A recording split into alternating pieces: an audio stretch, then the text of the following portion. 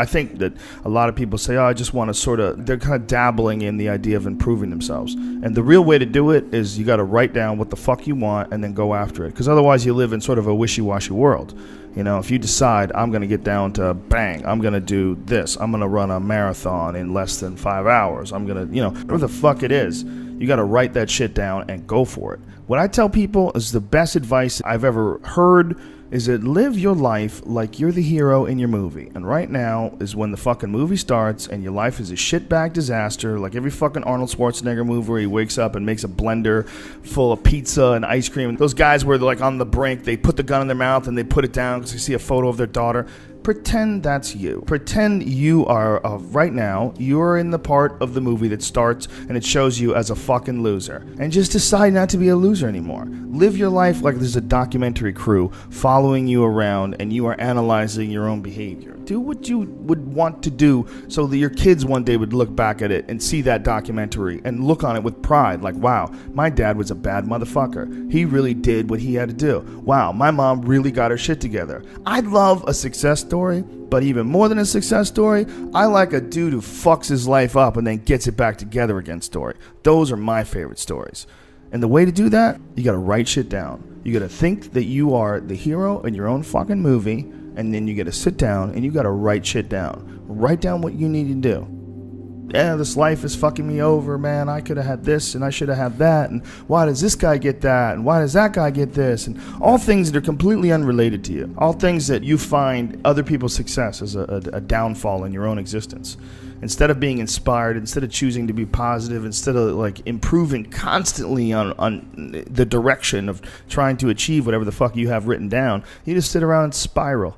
There's nothing more miserable than sitting around someone who's fucking complaining all the time. It is one of the most annoying things ever. Everybody hates it. When someone just sits around and they complain about their life and they don't do jack shit about it. And you tiptoe around it. You don't know what to say. Well, she gets upset when you bring that up. I don't want to bring that up. And you want to go, you fucking crazy bitch. You know what's wrong with your life. Stop announcing it to everybody else and go out and fix that shit.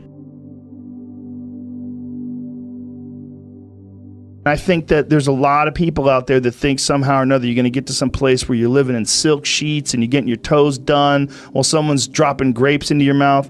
I don't want that. I've never wanted that. That guy's not going to be happy. He's going to be bored. An hour into the grapes, you're going to get those fucking grapes away from me. Stop painting my toes. What am I doing in this bed? I got to do something. I'm not stimulated. The human organism, the animal that we are, needs constant stimulation because it evolved trying to find food and escape enemies.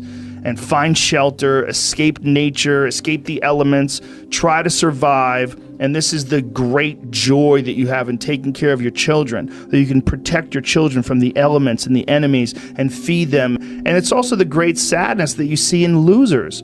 When I see a loser, I see some guy who's 43 years old, lives in his parents' basement, and he fucking hates the world. I'm like, that was a baby. Man, this is a baby that somebody just gave shitty nutrients to, whether it's nutrients in the form of food or in the form of thoughts and ideas and examples. And this kid developed these horrible, self-defeating patterns of behavior that have led them to this point where they're this middle-aged person with no future and no idea of how to get out of this rut and probably never will escape it and might just wind up sucking on a gun. This is the world that we live in today. And I think part of that world is because we have been fed this line of horseshit that you're supposed to seek comfort. And I don't think you are. I think you're supposed to seek lessons and you're supposed to seek difficult tasks and accomplishments. And through those things and through doing things that are hard to do, even if it's just a fucking 90-minute hot yoga class. I do a 90-minute yoga class. Those last 20 minutes, I do not want to be there, man. And I definitely don't want to give 100%. And I can cheat. But if I don't and I get through it, when that time is up and the lady says namaste and everybody gets up, I'm like, fuck, man, I made it. I lost 15 pounds. My fucking yoga mat is drenched to the point where I could literally wring it out and fill a jug up with water. But through that struggle, I will now have a better day. And I better fucking do it again tomorrow. or do something else. Because if I just think, well, tomorrow I'm just going to coast and eat Twinkies and watch TV. Oh, hello, sadness, my old friend. Hello, depression. Because when you're not doing anything, you feel like shit. And that's just a part of being a human being. And we can pretend that we're something other than what we really are. And we can pretend, nah, me, man, I'm just cool, just chilling, doing nothing. Bullshit. You're a fucking human. You're a human being. You evolved from the hundreds of thousands of years of hunters and gatherers and people that were struggling.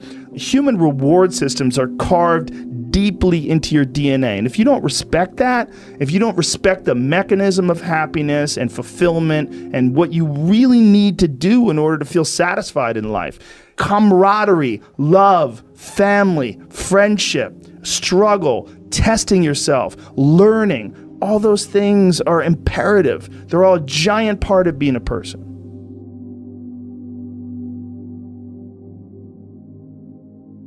I think the one thing that discipline definitely does help you with is it helps you get things done. And when you get things done, when you actually do things, you have more success. And sometimes a big part of success is just not being fucking lazy and just doing it. That's like 90% of it is just showing up. Get there and start working. Like, you're not going to feel perfect every day. If I only worked out when I felt good, I'd be a fat fuck.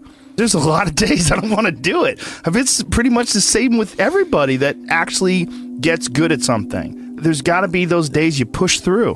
And they're probably going to be more numerous than the days you don't. And so the benefit of discipline in my eyes has always been that through discipline, I get things done. I always say that I'm like the most lazy, disciplined person I know because I don't want to do it, but I always do. There's a great book on it. Stephen Pressfield wrote a book called The War of Art.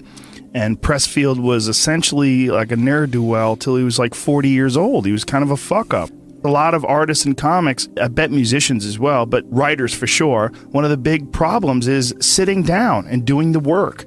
And Pressfield talks about that in the most concise and beautiful way. And he labels it like an enemy. He calls it resistance, and that you have to sit down, you have to overcome resistance, and that the pro goes to work. And it doesn't matter if you're sick, it doesn't matter if you have kids, it doesn't matter what, you're a pro and you go to work. And that just, it puts it in your head that this is what I do. This is what, and you have pride in that. And then when you are in front of that keyboard and you look down at the count, it says, I put 1,000 words in. You're doing the work.